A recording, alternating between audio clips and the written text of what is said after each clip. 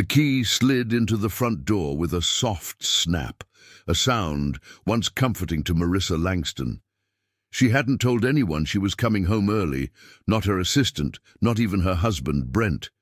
For the past 2 months, she'd been traveling across Europe, overseeing modern art installations in Copenhagen and Prague, and the trip had taken more out of her than she'd expected. She was tired, yes, but more than that, she missed the quiet rhythm of home.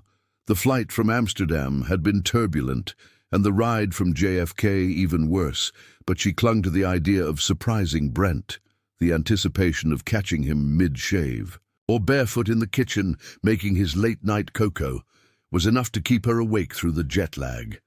Their marriage had always looked picture-perfect, almost a decade of shared ambitions, peaceful routines, and an agreement. No children. At least not for now. Marissa had thrown herself into her art career, while Brent worked with Brindle and Hartman Financial, catering to elite investors who demanded discretion.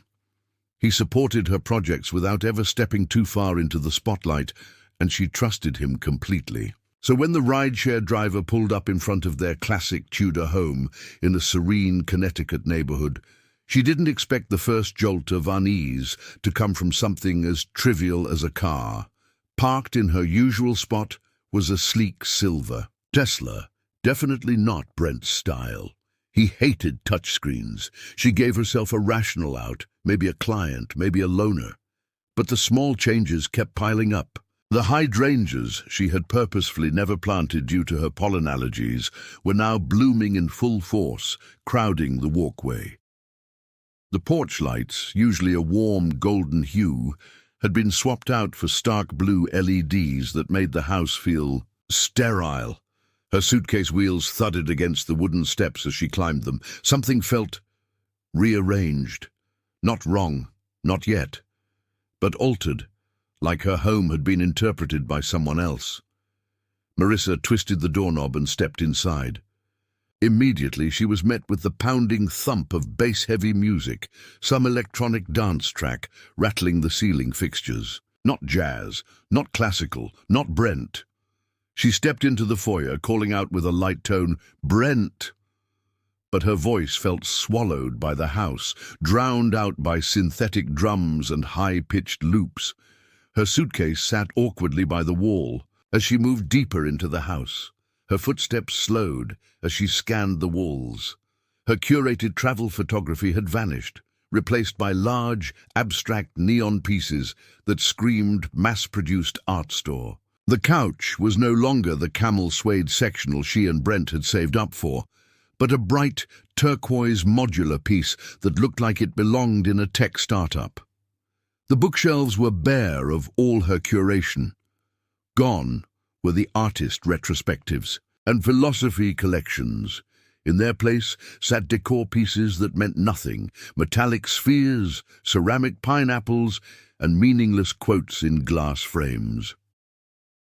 She moved past the living room toward the kitchen, where the scent of strong garlic and cumin floated through the air. It was overpowering. Nothing like the herb and lemon recipes she and Brent usually cooked together. As she nudged the swinging kitchen door open, her breath caught in her chest. A tall brunette, clearly very pregnant, stood by the stove, humming along to the music while stirring a pan with one of Marissa's copper utensils. She wore Marissa's apron, the vintage floral one inherited from her grandmother, stretched clumsily over her belly. Her dark hair was tied back in a casual bun, and she swayed slightly to the beat, entirely unaware of the woman frozen behind. The stranger finally turned, perhaps sensing eyes on her. She didn't flinch. Instead, she gave a practiced, almost smug smile and said, "You must be Marissa. Brent mentioned you might come back early, though he guessed wrong on the timing." She placed the wooden spoon down, as if they were just meeting. Over coffee, Marissa's voice felt locked in her throat. I'm sorry. Who are you?" she finally stammered. The woman calmly walked over to the speaker and dialed down the volume. The sudden quiet made everything feel more intimate, more threatening. "I'm Delilah," she said, patting her belly like it was a badge. Delilah Marks, Brent's partner. I moved in while you were in Europe. Moved in? Marissa blinked. The words didn't compute. She took a step back, gripping the edge of the counter. What do you mean, moved in? Where is Brent? Delilah gave a slight patronizing sigh. We've been together for about a year now. He said he'd talk to you once the baby shower was done. Honestly, I told him he should have told you sooner, but you know how he is. Avoids conflict.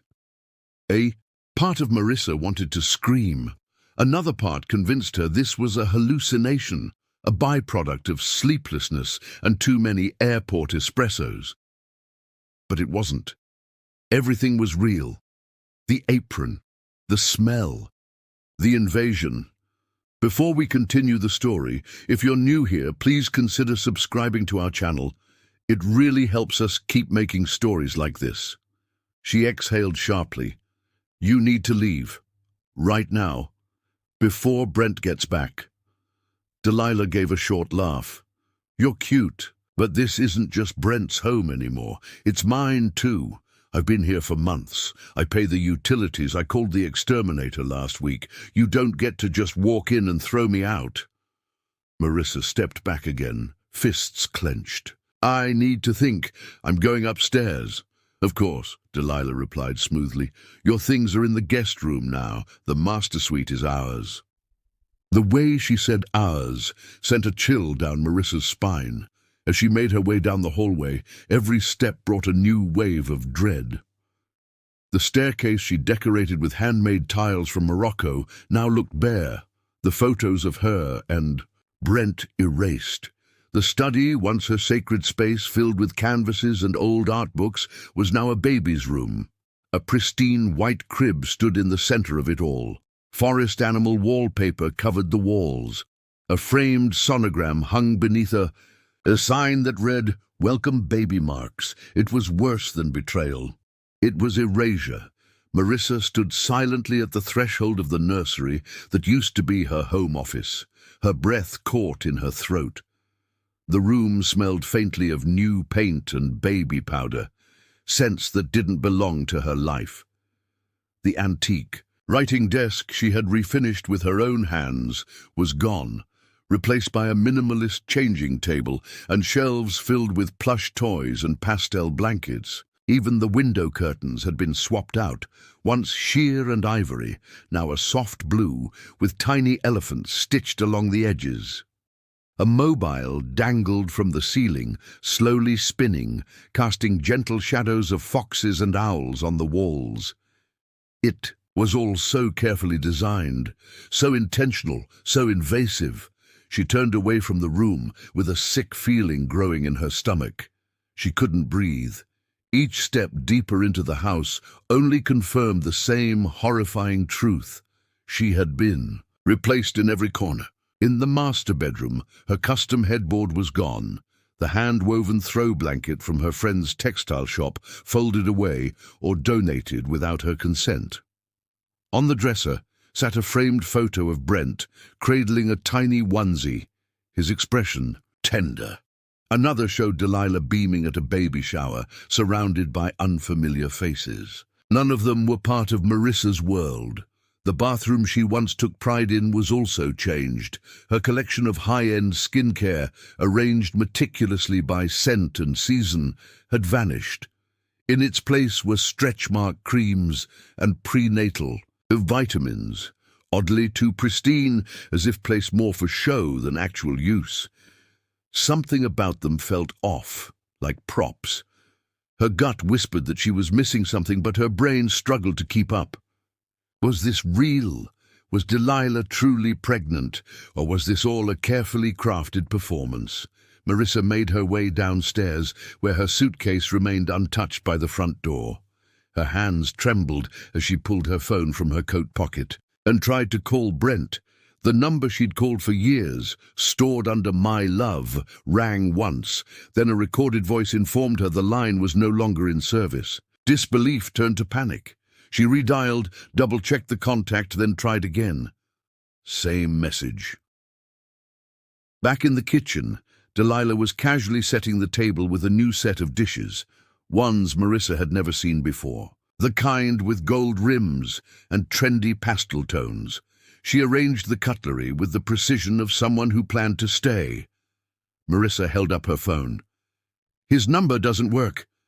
Delilah barely looked up. "Oh, yeah, he changed it a few weeks ago. Something about too many work calls interrupting our evenings. You didn't think to mention that? I figured he'd have told you," she replied with a shrug, unfolding linen napkins. Marissa's eyes swept across the table. 2 plates, 2 glasses, 2 napkins. So I'm not invited to dinner. "We weren't expecting company," Delilah said, not missing a beat. "Brent thought it would be better to have that conversation with you in private once he was home. Maybe you could give us space, go out for dinner or something." It wasn't a suggestion. It was a soft eviction. Marissa bristled. "I'm not going anywhere. This is my home." Delilah's eyes flickered, but her voice stayed level. "Actually, it's our home now, and Brent has every right to invite the mother of his child to live here, especially considering everything he's done for you over the years." The doorbell rang before Marissa could respond. Delilah smirked and turned. "That'll be the glider delivery for the nursery." The moment Delilah left the room, Marissa sprang into action. She yanked open the center drawer of the kitchen island, where she used to keep all the important documents, and found chaos. Her color-coded filing system was a mess, but one manila envelope stood out. She flipped it open. Mortgage papers. Her name was still on the deed. Her legal ownership hadn't been touched. From the foyer, she heard Delilah thanking the delivery guy with the overly cheerful voice of someone playing hostess. Just then, Marissa's phone buzzed. It was a text from Megan Reynolds, her old college roommate and now a junior partner at Brent's firm. The message read, "Hey, tried your house line. Are you back early? We need to talk. Something weird's going on with Brent and the Singleton account. Call me." Before she could respond, tires crunched over gravel. She rushed to the window. Brent's signature BMW was pulling into the driveway, right behind the Tesla. Her pulse surged as she saw him step out, grocery bag in one hand, phone in the other. Casual, calm, oblivious. He looked unchanged. Same navy slacks, same button-down shirt. But now, she realized, none of it meant anything. The door opened. She heard his keys land in the bowl by the door, except the ceramic dish had been replaced by a sleek metal tray. He called out, "Babe, the delivery guys brought the wrong color. For the glider, it's beige, not navy. I told them." Then he turned the corner and stopped. Their eyes locked. His face went pale. For a second, it was like time froze. And then he recovered, switching on a neutral expression. "Marissa," he said, "you're back." She stood motionless. "I've met Delilah." He walked over and instinctively rested a hand on Delilah's lower back. The casualness of it stung like betrayal. "I meant to tell you everything," he said, his voice too composed. "This isn't how I wanted it to happen." "You didn't want it to happen at all," she shot back. "You were hoping to wrap it up before I even knew." Brent looked away. "That's not true. She said you've been together for over a year," Marissa continued. "She moved in the day I left," he sighed. "It wasn't supposed to go this far. We met at a firm event. Things got complicated." "Complicated? You're playing house with another woman. You staged a pregnancy. You replaced my life." Brent opened his briefcase and pulled out a stack of papers. "I've had divorce documents drawn up. It's clean. You keep everything personal. I just need your signature." Marissa recoiled. "You're handing me divorce papers the moment I walk in?" "I was going to call you next week," he said, laying the documents down. "This is just sooner than expected." "And what's this clause?" she asked, flipping through and pointing at a line buried in legal jargon. "Why does it reference Langston Arts Trust? That's my family's foundation. It's just procedural. I'm stepping away from anything financial." "You never had authority over the trust." Brent gave a rehearsed smile. "I helped manage it. Grew Her phone buzzed again. "Megan, don't sign. Something's off. FBI might be involved. Stall." Marissa went cold. She looked up slowly. The pen Brent had placed near her hand, now feeling like a loaded weapon. "I need time," she said. Brent's jaw clenched. "We don't have time." Marissa narrowed her eyes. "Then we have a problem." Marissa stood, frozen, the pen still resting near her fingertips, Brent's eyes drilling into her across the kitchen island. Everything about him was carefully composed, his tone, his posture, his choice of words. But underneath it, she could feel the tension in his jaw, the urgency in his stance. He wasn't just asking her to sign, he was desperate for it. That realization shifted something inside her. This wasn't about a clean break, it was about control, and maybe something even darker. She picked up the divorce folder again, flipping pages with slow, deliberate movements. Several clauses caught her eye, language she recognized from the trust's governance policies. Phrases like transfer of financial stewardship and temporary fiduciary authority. These weren't standard divorce terms. They were calculated. "You're trying to gain control of my family's endowment," she said flatly, not looking up. Brent's composure cracked for a split second. "I've been managing those funds for a year," he replied, voice tight. "This just formalizes it." "You never had access," she said. "You helped with accounting, that's it. I made the foundation grow, I built systems. You lied," she corrected him, "and now you're scrambling." From across the room, Delilah, who had remained quiet since Brent's arrival, finally stepped forward. "Look, Marissa," she said softly, her voice adopting a saccharine tone. "I know this is a lot. I know it hurts. But if you let yourself calm down, you'll realize we're not trying to hurt you. We're just moving on." Marissa turned her gaze toward Delilah and said in a calm, razor-edged voice, "You don't get to narrate this like it's a breakup. This is fraud. This is theft." Delilah flinched, just barely, but tried to recover by walking to the fridge and pulling out a bottle of water. She twisted the cap off and popped a prenatal pill into her mouth, too quickly, too smoothly. It struck Marissa as odd, rehearsed. She stared longer than she meant to, observing the way Delilah's hand hovered awkwardly over her belly, almost like she was unsure how to cradle it. Brent pushed the pen closer again. "Just sign. We'll be out of your life. You can go back to your exhibits, your travel, your peace." "You're not doing me a favor," Marissa said, never taking her eyes off him. "You're cornering me into a trap you designed months." "Here go." He opened his mouth, but her phone buzzed again. Another message from Megan. "FBI watching, do not sign. They traced transfers from the foundation. Over $3 million. Stay calm." The air shifted. Marissa's spine straightened. Brent had been stealing from the trust. This wasn't just betrayal, it was a felony. She reached for the pen, not to sign, but to buy time. "Let's go over the documents again," she said, flipping back a few pages. Brent looked visibly relieved. "Of course. I'll explain anything that's unclear." She let him talk. Let him point to assets, timelines, tax liabilities. Delilah hovered nearby, her confidence clearly unraveling as she checked her phone under the table again and again. Marissa noticed the tremble in her hands. Something was going wrong for them, something they hadn't accounted for. Brent tapped the final page. "This is the last bit, property division. We keep the house for the baby's sake. And I walk away with my dignity, I assume?" she asked, sarcasm lacing her tone.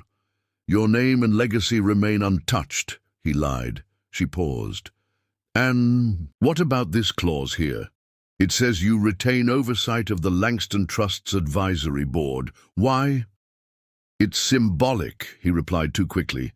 "It's just legal formality, no real power." "If it's symbolic," she said coolly, "and you won't mind removing it." Brent's mouth tightened. Changing legal structure could invalidate the document. Then we'll take our chances. Across the island, Delilah's nerves were unraveling faster now. Her hands clutched her belly again, but the movement was stilted, robotic.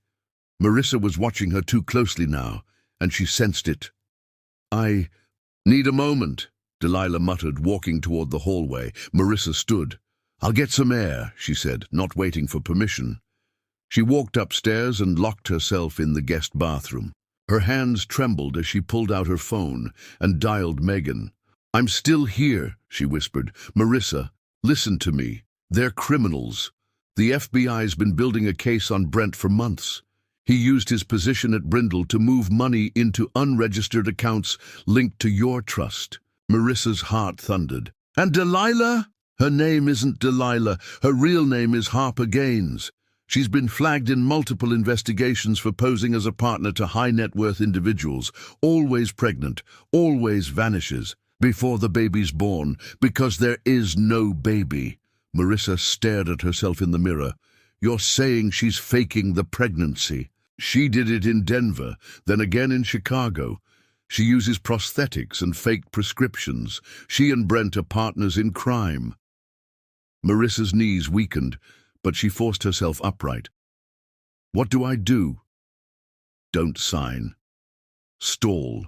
The FBI is 20 minutes out." Marissa hung up and splashed water on her face. When she looked back at her reflection, she didn't see a victim. She saw a woman sharpening. She was going to make it to the finish line without letting them win. Downstairs, Brent and Delilah sat whispering furiously. Marissa re-entered the kitchen calmly, pulling out a chair and settling into it. "Let's take another look," she said, placing the folder on the table. Brent straightened again, as if the negotiation was back on track. He began explaining more terms, more nonsense. She nodded occasionally, asking empty questions just to keep him talking. Each second she stalled brought the agents closer. At one point, Delilah glanced out the window and whispered something to Brent. His smile faded. "We need to wrap this up," he said tightly. Marissa twirled the pen between her fingers and asked, "Why the urgency, Brent? Why tonight?" "Because waiting makes it harder. We all lose more that way." Her phone buzzed on the counter. A message from Megan. "FBI 10 minutes out. Don't let them leave." She looked at Brent and smiled faintly. Then I suppose we're right on schedule." Marissa let her fingers rest on the divorce papers, her eyes drifting slowly across Brent's anxious face. The man she once trusted, to carry her secrets, her dreams, and even her failures, now sat across from her, calculating his next lie. Every smile was deliberate, every word curated. He didn't want closure, he wanted cover. And Delilah, no, Harper, was unraveling fast. Her fingers tapped against her phone beneath the table, her knee bouncing in rapid rhythm. Marissa watched her carefully, noting how Harper's hand went to her belly in strange, mechanical ways, no real connection behind the gesture. It was a performance, and not a very good one. Brent leaned forward again. "Sign, Marissa. This doesn't have to get worse." She tilted her head. "You mean worse than my home being stolen? My foundation nearly hijacked? A fake pregnancy staged in my bedroom?" Delilah's voice cracked from across the room. "You're being dramatic." Marissa stood, walking slowly to the kitchen window, peering out over the driveway. The neighborhood was still and peaceful, just as it had always been. Porch lights glowed, children's bikes rested on lawns, and inside the windows of other homes she could see the soft movement of lives that weren't being torn apart. But in her house, betrayal simmered under the surface. She turned back and locked eyes with Brent. "Who else is involved?" Brent gave her that old tight smile, the one he used in boardrooms when trying to sound reasonable. "No one. It's just us." "Liar," she said almost to herself. He opened his mouth to argue, but another buzz from Marissa's phone interrupted him. This time the message was short and sharp. "Megan." They had a van nearby, FBI intercepted. They were going to clear Out your house tonight. Marissa's breath caught. She turned to Brent, her voice calm but laced with steel. How far were you going to take this? The documents, the photos, the fake baby. Was all of this just a way to get me out so you could empty the place without raising alarm? His jaw clenched. But before he could spin another excuse, Harper stood abruptly and walked to the front of the house. "Where's the delivery van?" she muttered, peeling back the curtain. "It should have come by now." Marissa folded her arms. "Looking for your getaway driver?" Harper turned back, flustered. "We had more furniture coming, nursery pieces." "You really think I'm that stupid?" Marissa asked, stepping closer. "This was never about a baby. You're a con artist. You've done this before. You picked me, or maybe she did. She saw my name, saw the trust, and slid into your life like a shadow." Brent's voice rose, the mask slipping. "You don't know what you're talking about. I know you forged documents. I know you accessed accounts you had no authority over. And I know the FBI is watching every move you make." Delilah's, Harper's, eyes widened, her composure vanishing entirely. "She's bluffing," she whispered, as if trying to convince herself. "No," Marissa replied, voice quiet but firm. "I'm not." Brent suddenly lunged forward, grabbing Marissa by the wrist. "Listen to me," he hissed. "We can fix this. Just sign the papers and let it go." She ripped her arm free. "You don't get to take everything I built and walk away with a clean slate." Harper stepped back toward the hallway, panic now visible in her every movement. "We need to go, Brent, now." Brent's hand twitched, and for a moment Marissa thought he might grab the documents and force her hand. But then the lights from outside shifted, headlights. Not one car, three. The screech of tires followed, then doors slamming. The blue and red strobe of police lights painted the walls like a warning siren had been set off inside the house. Harper gasped, running to the front window, her voice cracking. "It's them!" Brent stood frozen as the knock came. 3 sharp, commanding. "Raps on the front door! FBI!" "Open the door!" Harper bolted down the hallway, shouting, "Back door! We have to go!" But before she made it halfway, the deadbolt turned. Marissa stepped calmly into the foyer and opened the door. 4 agents in navy windbreakers swept inside, their weapons holstered but visible, their presence unmistakable. One of them, a woman with sharp features and commanding presence, stepped forward. "Marissa Langston." "Yes," Marissa said evenly. "This is my house. Agent Navarro, we've been monitoring financial activity connected to your trust for several weeks. Are you safe?" Marissa nodded. "I am now." Navarro turned and gestured toward Brent and Harper. "Secure them both." Brent raised his hands, but his face twisted in fury. "This is a misunderstanding. She's blowing things out of proportion." Harper turned, one hand still on her fake belly. An agent approached her. "Ma'am, we'll need you to remove the device." She played dumb. "What?" "The prosthetic," the agent said. "Now." Tears welled up in Harper's eyes, but she reached beneath her shirt and peeled away the silicone belly, dropping it to the floor with a dull thud. Underneath, her frame was slender, athletic, untouched by any real pregnancy. Marissa watched in silence, swallowing down the lump in her throat. She had been right. Every part of it had been a lie. Agent Navarro turned to her. "You were smart not to sign. That signature would have given them full legal control of your assets." "I almost did," Marissa whispered. "I came that close." "But you didn't," Navarro replied. "That's what matters." Brent and Harper were handcuffed and led outside, their silence louder than any argument. Marissa didn't look away until the front door closed and the flashing lights faded down the drive. The silence that followed wasn't peaceful. It was hollow, the kind of silence that follows a storm. And in that silence, standing among the ruins of her own living room, Marissa finally exhaled, for the first time in months, fully and freely. The house was no longer hers in spirit, but in the eyes of the law it was. And that was enough for now. Marissa stood still for a long moment, listening to the muffled commands of agents moving from room to room. Their footsteps echoed against the polished hardwood, the sounds too clinical for a place that used to smell like candles and comfort. She touched the back of one of the dining chairs absently, grounding herself. A woman with auburn hair in a sharp blazer approached her. Agent Navarro again, this time with a tablet in hand. Miss Langston will need to do a sweep of the property. We've been authorized to collect any digital devices, financial documents, and evidence related to identity fraud. I'll walk with you and flag anything we need to secure. Marissa nodded, her voice hoarse. Whatever you need, just tell me what to look for. They started in the guest room, where Delilah Harper had claimed Marissa's belongings were stored. But when Navarro opened the closet doors, there was nothing personal inside. No suitcases, no boxes of Marissa's clothes. Instead, a row of high-end duffel bags lined the bottom, already packed. Beside them, open boxes of tablets, burner phones, and camera lenses.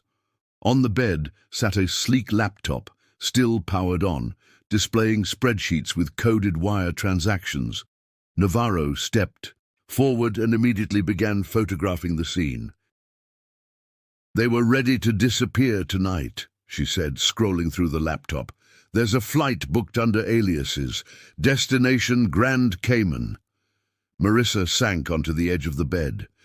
They were going to vanish and leave me with nothing. Navarro glanced at her. That was the plan, but it's not going to happen. They moved from room to room, the bathroom, the converted nursery, her old office. The house was crawling with secrets now, the walls lined with betrayal. In the nursery closet, one agent uncovered a false panel behind a stack of diaper boxes. Inside was a fireproof safe, already opened and empty. Navarro noted it. They cleared this out earlier, probably moved cash or physical records. When they reached the master bedroom, Marissa paused in the doorway.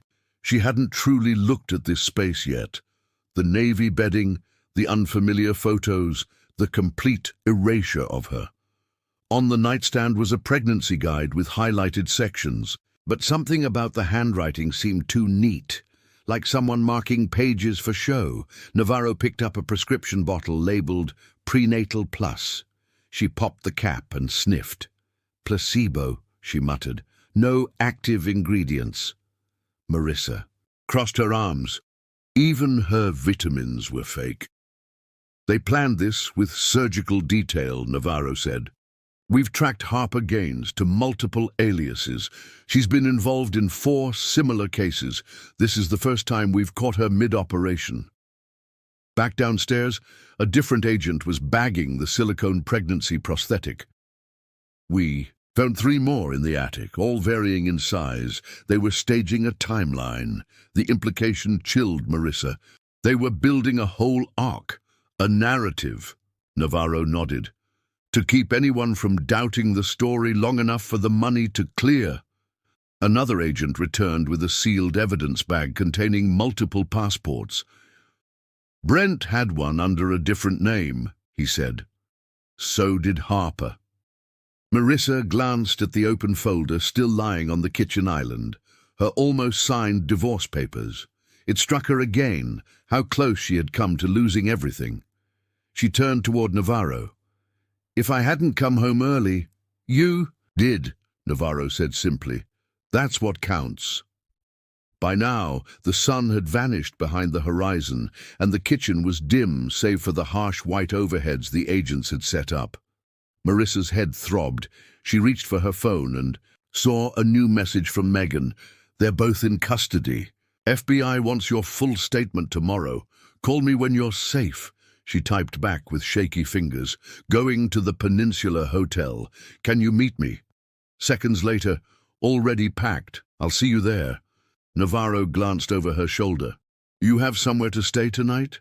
Marissa nodded. Yes, I need to be out of here. We'll post agents here for the next few days until we finish processing. Take only what you need tonight.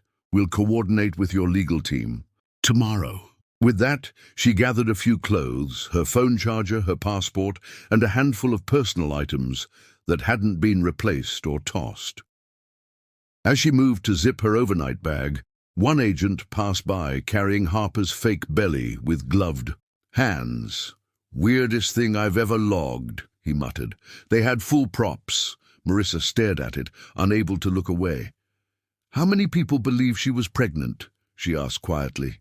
"Neighbors? Brent's co-workers?" Hard to say, but the setup was clean, convincing, and she knew how to sell it. "They even stocked the medicine cabinet," Marissa added bitterly. "Prenatal bottles, pamphlets, ultrasound photos." "They were actors," Navarro said. "And you interrupted the final act." That stuck with her.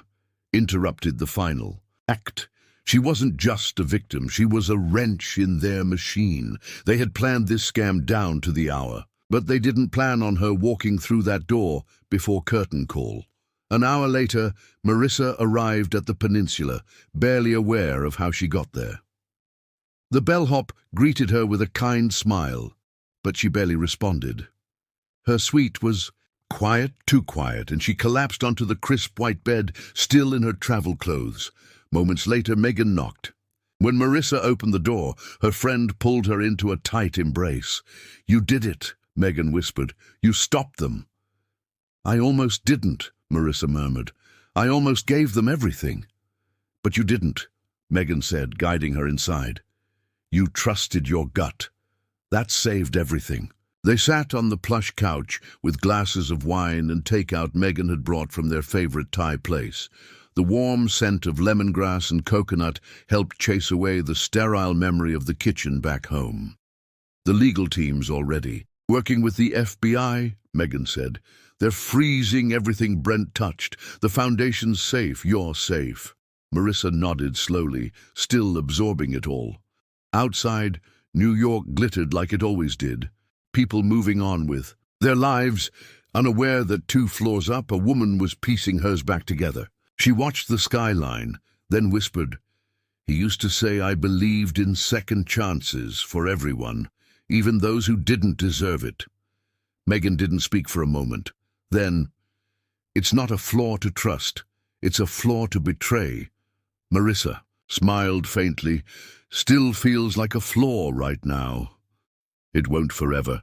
They sat in silence for a long while, sharing wine and not much else. But for the first time in months, Marissa felt the faintest twinge of something steady, something strong, the beginning of healing. The morning sun filtered through the floor-to-ceiling windows of Marissa's hotel suite, casting soft golden streaks across the room.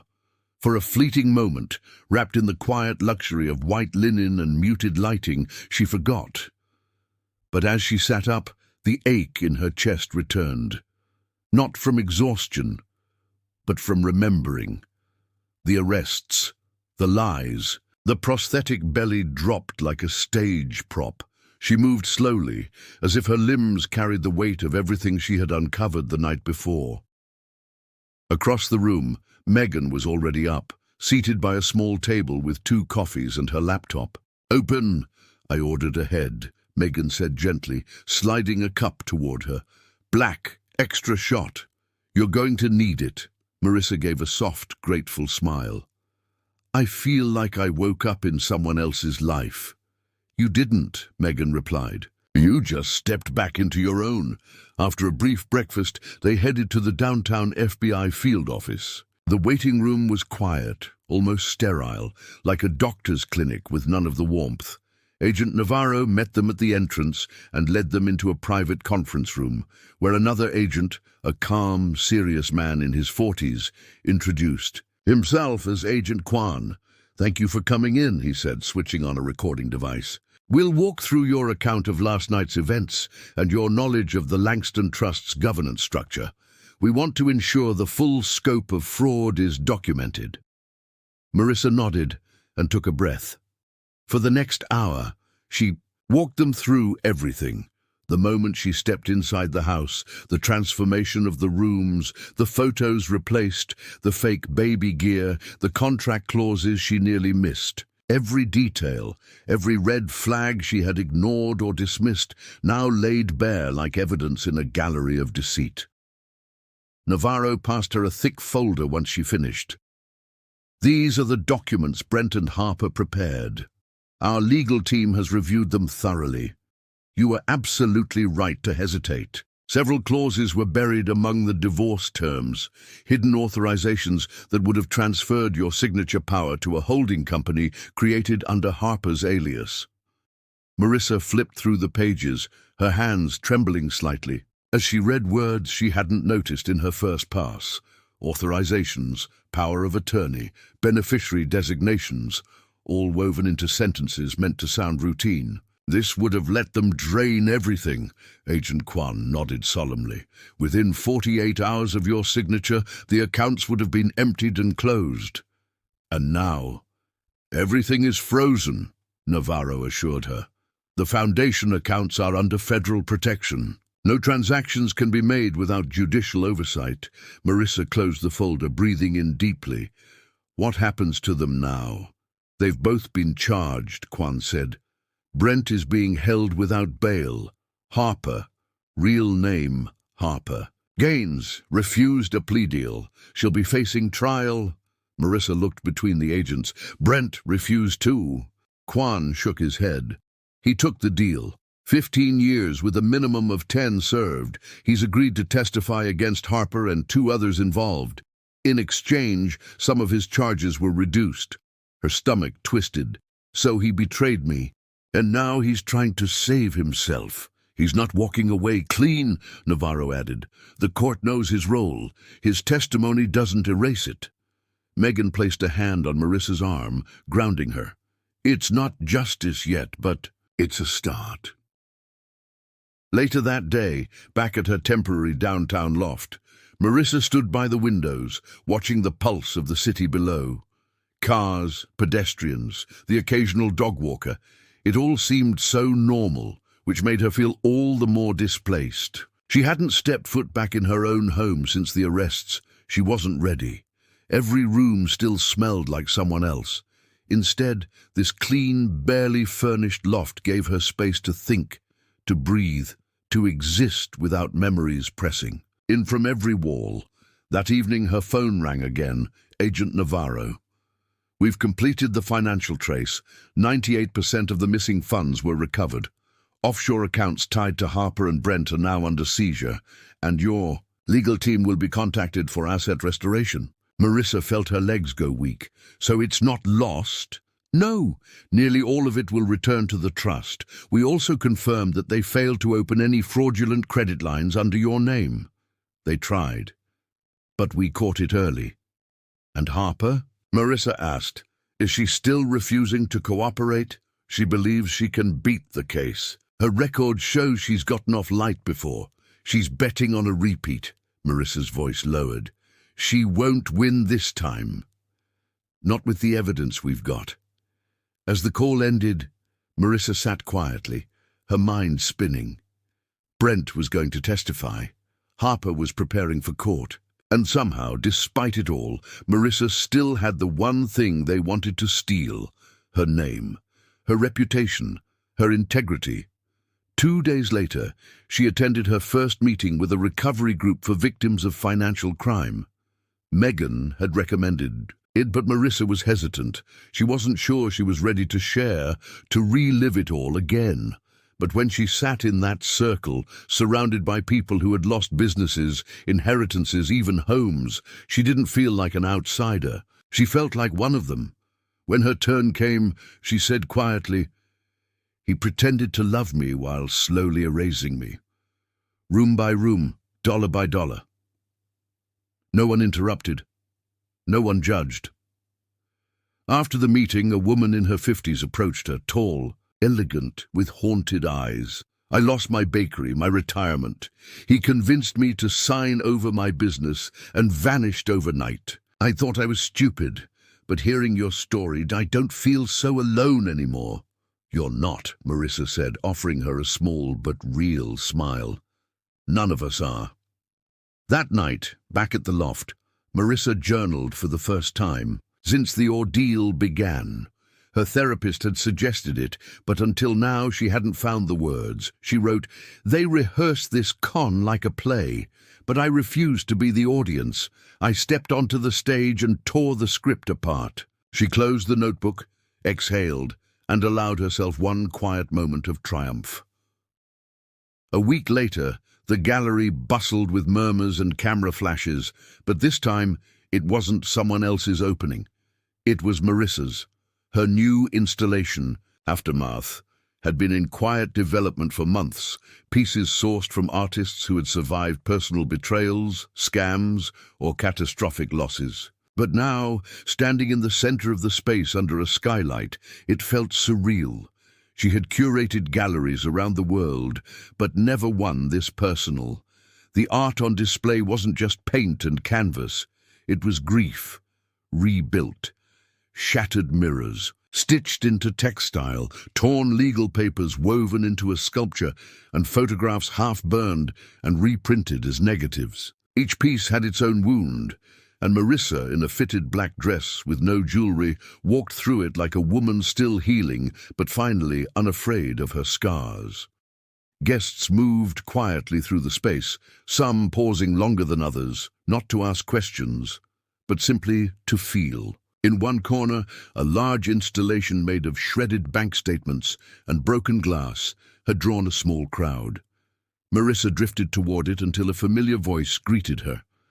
"Wouldn't miss this," Agent Navarro said, holding a flute of sparkling water in one hand. Marissa smiled. "I wasn't sure you'd come. I needed to see what survival looks like outside of case files," Navarro replied, glancing at a sculpture nearby, a twisting ladder made of broken wood, climbing toward a single spotlight. "This is powerful."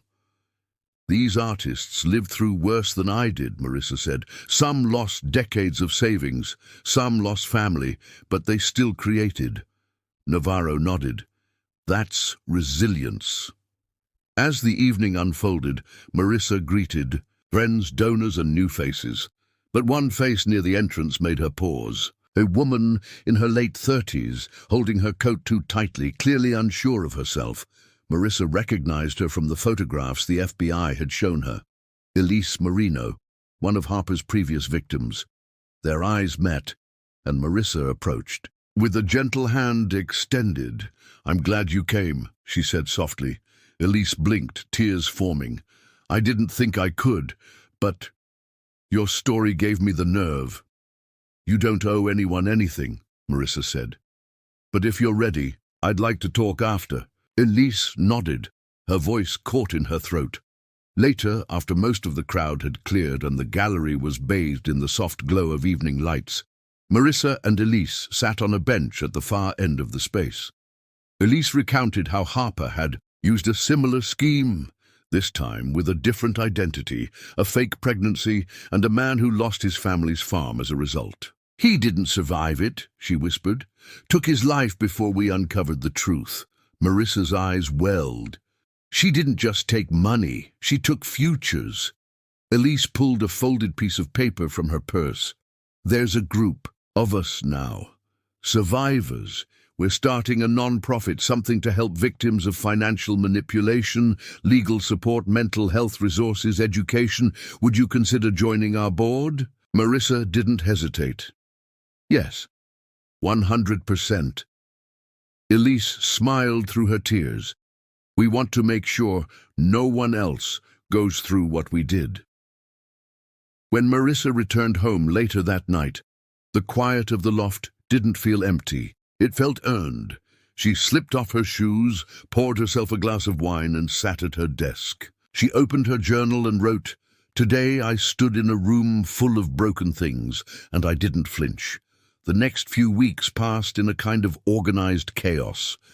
Press reached out for interviews, and though Marissa declined most, she did agree to a live panel on financial fraud survivors. Sitting between a cybercrime analyst and a woman who had lost her entire inheritance to a romantic scammer, Marissa told her story without trembling. She described Brent's betrayal, Harper's calculated lies, and how close she came to surrendering everything with one signature. Afterward, a young man in the audience approached her. "My mum was scammed last year. She thought she was the only one. Thank you for speaking. You're not alone," Marissa said. "None of us are." Back at the loft, Megan joined her for dinner on a chilly evening, tossing her coat over a chair and opening 2 bottles of red. "Do you realize," she said between bites of pasta, "that you've done more in 2 months than most people?" "It'd do in 2 years, Marissa chuckled. "I also nearly got conned out of everything I've ever built, so bit of a trade-off." Megan raised her glass. "To not letting the worst night of your life define your next one." They clinked glasses, and for a moment the world outside faded. No courtrooms, no headlines, just 2 women sitting in a small downtown apartment holding on to their peace. It was a grey Friday morning in early December when Marissa received the message that made her stomach turn. A news alert, simple and sterile, but packed with implications. Brent Hollis denied bail extension amid allegations of tampering with evidence. She clicked the headline, heart racing. According to the article, during a standard communication review inside federal holding, investigators had discovered that Brent had attempted to pass coded messages to an outside contact through his legal counsel. Messages, they believed, were meant to help Harper, or rather Harper Gaines, erase what digital trails remained. He hadn't given up. Even in custody, Brent was still trying to control the narrative. Marissa stood by the window in her loft, coffee cooling in her hand, watching the rain streak down the glass. She wasn't surprised. Disappointed, maybe. But not surprised. Brent had always needed to be the one in charge, the one steering, even if it meant crashing everything to the ground. Megan arrived minutes later with 2 bagels and that particular expression she reserved for bad news that required caffeine. "You saw it?" Megan asked. Marissa nodded. "He doesn't know when to stop." "Judge revoked his privileges," Megan said. "He'll only have monitored communication from now on." "Too late," Marissa murmured. "Damage is done." That night, curled up with her journal again, she remembered a moment from earlier in the year, just before her Europe trip. They had been in the backyard, sitting under string lights she'd woven through the trellis. She was talking about expanding the Langston Trust's scholarship program, excited about a school in Detroit that needed funding. Brent had watched her and said, "You always see the good in people, even when they've shown you otherwise." The time, she'd thought it was a compliment. Now she saw it for what it really was, a warning she didn't hear. A week later, she received another email, this one from Elise. The survivor-led non-profit was taking shape fast. Other victims had come forward. 2 from Texas, another from Oregon, each carrying a version of the same story. A woman with a false identity, a calculated charm, and a pattern of targeting men with access to money or foundations. Elise had included a draft of their mission statement and asked Marissa for edits. She read through it twice, then responded with notes that softened the legal tone and emphasized something more powerful: hope. "We don't just want to warn people," she wrote. "We want to give them something to walk toward." As days passed and court proceedings inched forward, Marissa kept herself busy. She restructured the Trust's board, hired a new compliance team, and launched a digital art therapy program for young adults struggling with emotional recovery after fraud or betrayal. She called it Fracture and Form, and within weeks applications came flooding in. Students, single parents, veterans, ex-business owners, all looking for a way to turn brokenness into expression. The night before Harper's arraignment, Marissa stood again in the gallery where Aftermath had opened. It was closed to the public, but the space still felt alive with echoes. She walked past each installation slowly, the sculpture of burnt checkbooks, the canvas of redacted love letters, the wall of forged signatures sewn into a veil. She reached her own piece last, a series of 4 frames, Her name, her home, her trust, and her face, each torn down the center and stitched back together with gold thread. Inspired by kintsugi, the Japanese art of mending what's broken, it glimmered under the dim lights.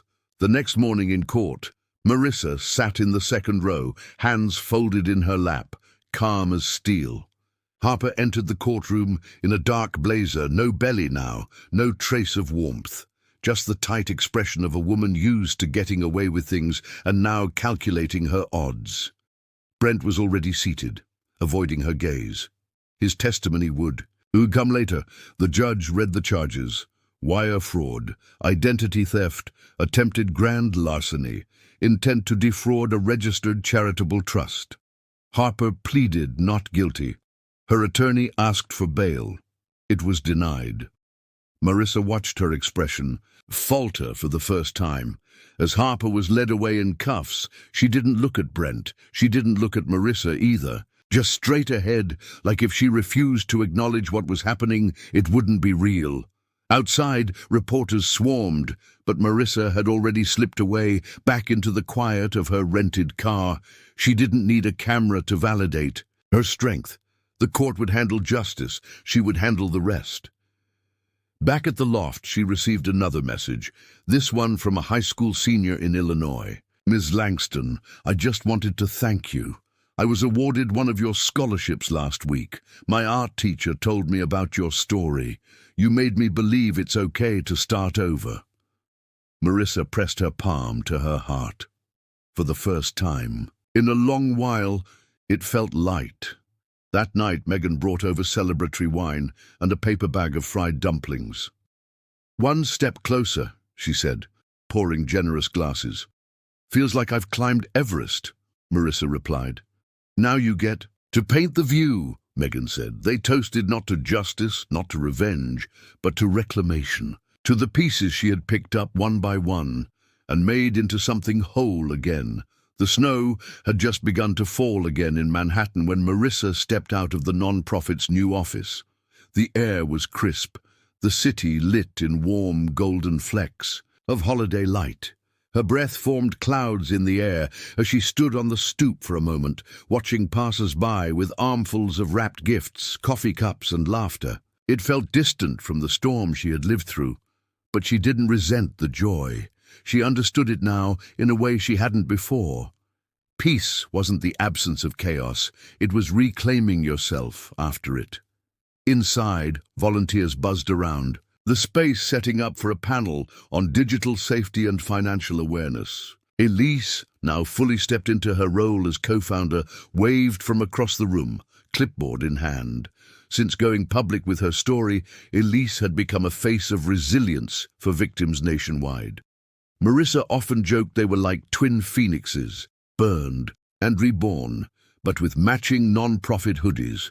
The program was growing fast. Survivors from every background, young professionals, retirees, even small business owners, were coming forward to share, to heal, and to teach others. They hosted seminars on identity protection, offered legal consultations, and provided scholarships for those rebuilding their lives. Marissa chaired the Foundation's Creative Recovery Program, helping victims use art to process their trauma. They called it Second Drafts, a quiet nod to stories rewritten by force but reclaimed by choice. Later that afternoon, as Marissa sorted a box of art supplies in the storage room, she received an email from the federal prosecutor's office. Harper Gaines had been officially convicted on 6 counts, including wire fraud and identity theft. Sentencing was scheduled for the following month, minimum 22 years. Brent's testimony, combined with the digital evidence and Harper's extensive history, had left little doubt in the jury's mind. Brent, meanwhile, had already begun serving his sentence, 10 years in federal prison, no parole for the first 7. Marissa stared at the screen for a long moment. She didn't feel elated or angry, just clean. Like the door had finally closed, and the house, the real house, not just the physical one, was finally hers again. That evening, Megan met her at the gallery where Aftermath was being reinstalled. as a traveling exhibit. Museums across the country had requested it after reading the news coverage. Survivors, it seemed, were ready to be seen, not as victims, but as living proof that broken systems didn't have to break people. "Chicago's next," Megan said, sipping from a thermos. "Then LA, then maybe even London." Marissa smiled. "London feels poetic. Everything about this story feels cinematic," Megan said, "except it's real." They stood in silence before Marissa's original piece, now framed behind glass. The 4 panels remained intact, gold threads glinting softly under the lights. "Do you ever miss him?" Megan asked after a long beat. Marissa didn't answer immediately. "No," she said. "I miss who I thought he was. But that version of him never existed. I think I was in love with a projection." "You didn't fail," Megan said. "He did, she did, and you still came out standing." "I came out redefined," Marissa corrected gently. "Smarter, sharper, not harder. I didn't let them take that from me." They left the gallery together, coats wrapped tight, the cold biting but invigorating. Snow had started falling again, soft, clean, quiet. The kind of snow that makes everything feel like a fresh page. Later that night, alone in her loft, Marissa sat at her desk and opened a new journal. Not the one where she had catalogued the betrayal, but a new one, a clean slate. On the first page she wrote, "They came into my life like thieves. They tried to rewrite my story. But I took the pen." Back, she closed the book and placed it beside her window, where the skyline sparkled. Somewhere in the distance, a siren wailed and was quickly swallowed by the hush of the snow.